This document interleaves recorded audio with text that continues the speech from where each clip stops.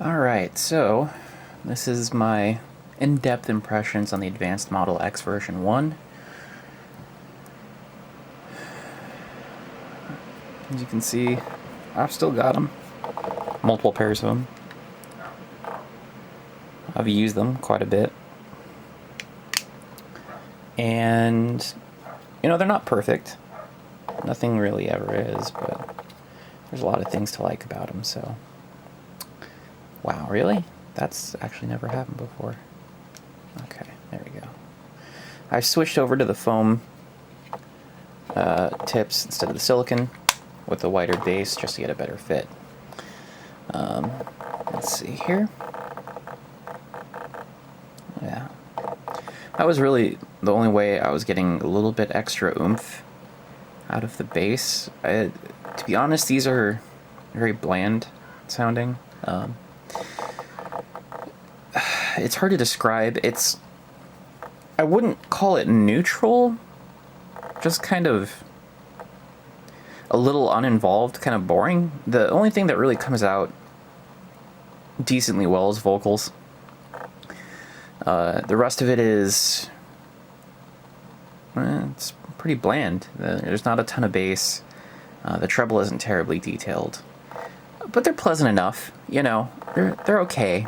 They don't make me want to tear my ears off or anything, so that's kind of a win for me when I'm listening to Bluetooth, with a few exceptions. So there are a few interesting notes about these. The first being that these are supposed to pair as a set when you first get these started. There is a mode to do one ear at a time, like a headset. They just do have mics built into them. And for some reason, it was only pairing initially as a one-ear piece instead of the left and right working together. So it took having to do a hard reset, which you can find in the manual. The instructions for that are in the manual. And after that, it pretty much cleared up most of those problems. I've had it happen on 2 different models, though. The other thing that really kind of stood out to me was actually intermittent connection issues.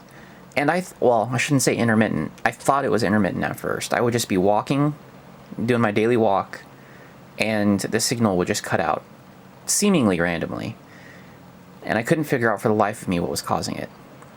And it turned out, interestingly enough, that because I wear this activity tracker, this Garmin VivoFit HR, whenever I was wearing it and it passed in front of my Sony, which I use for my Bluetooth, whenever it passed in front of it, it would automatically, not automatically, but it would often cut the signal out.